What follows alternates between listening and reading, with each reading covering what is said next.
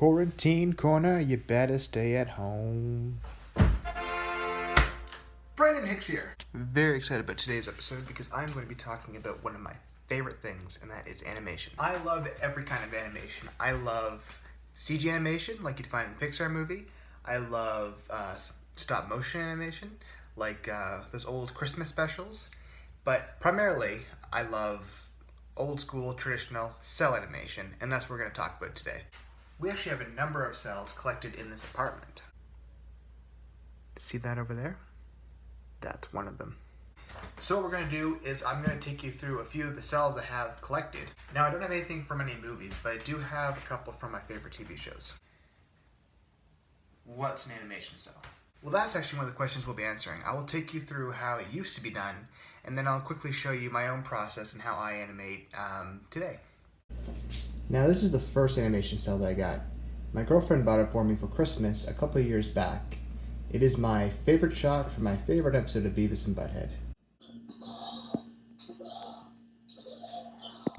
As you can see, it is not the right background, and it's also missing a film layer of blood on top of Beavis, but all things considered, I'm still very happy to have it. Now, this is my Simpsons cel. I initially wanted something from the first season, but I couldn't find one that was half decent within the range of what I wanted to pay. So this is from season 6, from a really great episode called Maggie Makes 3.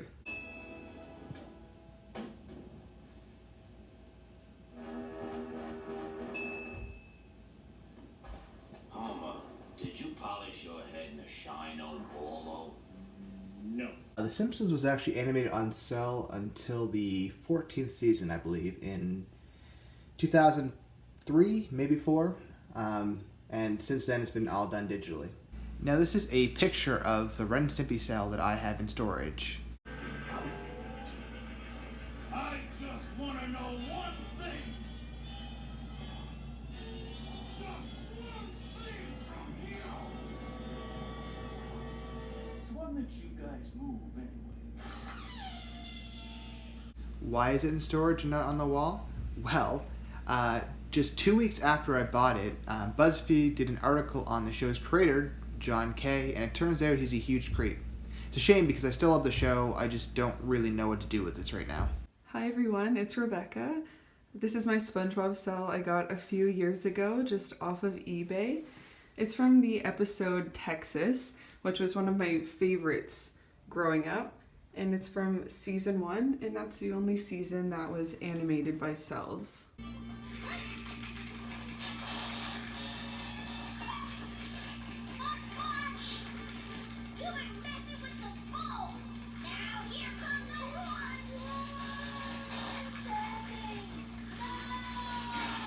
Alright, so we're actually going to take one of these off and take a look at it to show you what a cel actually looks like. So we're going to open this up and see what a cel actually looks like. Make sure you just get me and the cel in the frame because I don't want people to know how we live. Alright, so this is a certificate of authenticity, which is much easier to fake than a cel, so I don't know what the point of that is. But I kept it anyway. I have this taped. The background is not an original background, so it's not really all that valuable, and you can just put tape on it. Hopefully it hasn't stuck to the background, because sometimes cels tend to do that. So there he is. So as you can see, he is one cel. Sometimes there's multiples. Sometimes in the cartoon you'll see that different parts of the bodies will be differently colored or different parts of the background. That's because there's several layers of cels on top of each other, and that leads to discolorization. So this is just one. And as you can see, he is his own cel. So what they would do is, in the old days, like Snow White, up until the 50s with Disney, they would actually take the original drawing on paper, trace it with pen, and then paint the background. By this point, everyone was just photocopying it. That's why you'll notice the big difference between like Snow White and Pinocchio and say Jungle Book is when they started Xeroxing things. But if you look at the back here, you can see that it's actually hand painted from behind. So that's the only way that you could get the color to look correct, and they could keep it on the same background.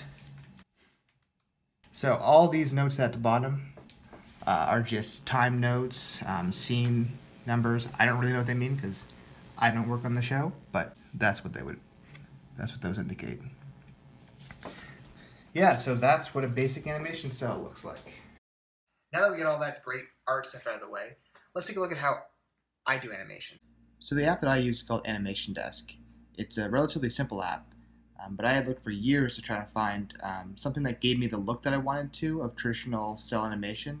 And this is the only one that I found that allowed you to draw directly into the iPad. Now if we're going to go into one of these, you can see how effectively it mimics the look of cell animation. So you have all of the frames laid out here exactly like they would be for cells. But beyond that is actually on a series of layers, just like most cells are.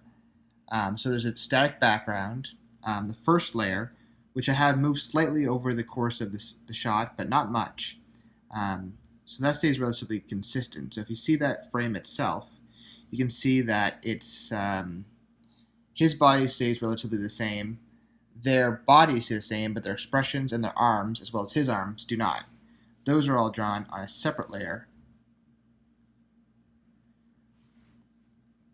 which moves throughout the scene. Now when I put those all together,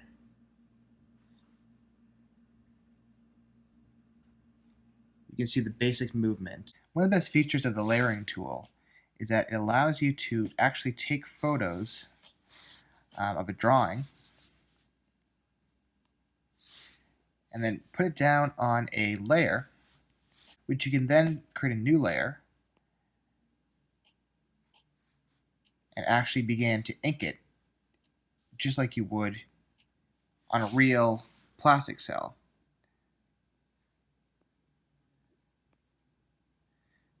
So this is just a quick demonstration. But when you draw on this layer and remove the first, your new drawing still exists. This allows you to animate the old school way on paper. This is the first shot I ever animated. It's only the first and the last action. These are called keyframes. So when I put in the app, I animate the things in between. Depending on the complexity of the shot, you might need more keyframes to complete the animation. This is why it's important to plan ahead. So here we have the final shot. You can tell that I did use that animation, but I did add some extra frames and some held poses just to get the right action that I wanted. It's important to know what you are trying to do before you start. That's going to save you a lot of time on drawing. Some shots don't require as much movement, but are just as difficult because they are very detailed. So this is a spread from my cartoon, The Last Laugh. You can see that I worked hard to get it as great as I could possibly get it before scanning it in and then putting in the minimal animation afterwards.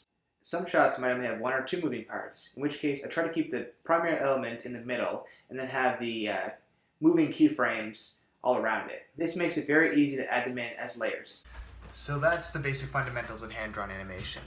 But the really cool thing about animation is it's a lot like sleight of hand, because I can tell you how to do it step by step by step, but then when you see it done, it's still magic. Thanks for watching.